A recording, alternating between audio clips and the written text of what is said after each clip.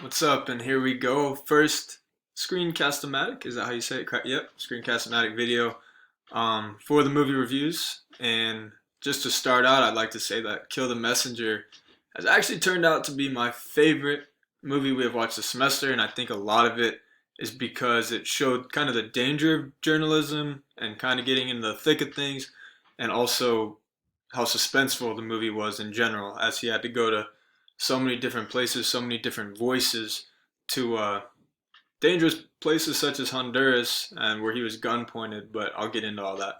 But yeah, I mean, there was suspense at all times. The other guy that went into his hotel room, the guy that was behind his car at who knows what time in the morning, that he had to chase down the street, the people that went into his basement when the crime scene was going on. But I think it was really suspenseful just for all those reasons. But I'll start really by saying how truly scary it can be to be a journalist, especially at that high caliber. I mean, the newspaper itself on the San Jose Mercury was a really small one, but once that story on Blandone was published by Gary Webb, it ended up blasting everything. LA Times was ticked off.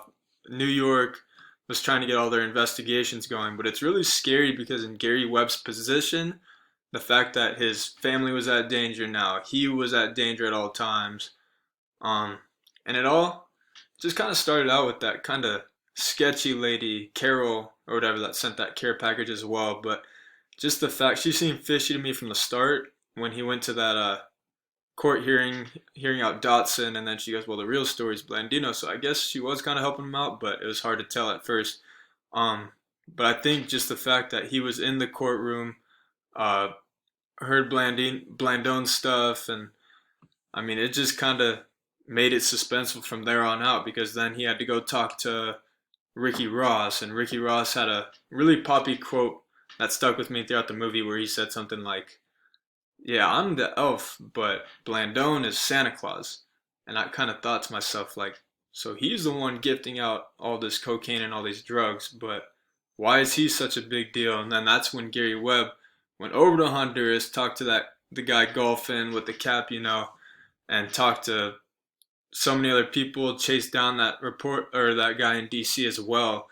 So I mean, I just loved it because it was just suspenseful at all times. And you had those people, like I said, sneaking down into his basement, looking through his stuff because I mean, it had to do with the federal government, the CIA, and they were looking through all his stuff. He was ticked off. He made mistakes as a journalist, so that kind of set him and his family apart for a little bit.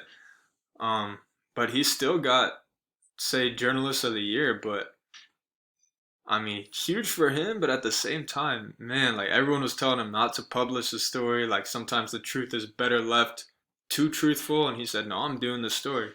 So props to him for being that brave. And uh, I know I'm a little past 3 minutes, but this was a good movie. But the fact that he was that brave and getting that story out there, and I mean, I felt bad for his family because the wife had no idea what was going to happen. He had two little kids, and the older kid who had already lost some trust in him. But man, good movie overall. It is kind of terrifying. It is kind of scary, but like I said, just suspenseful all the way around. And it really made sense as to why Professor Pitts talks about his time in Iraq, just how scary it is to be put at, say, gunpoint when you're not even a part of all that. But yeah, I give it a big thumbs up. Good story. You guys review me, and thank you for listening.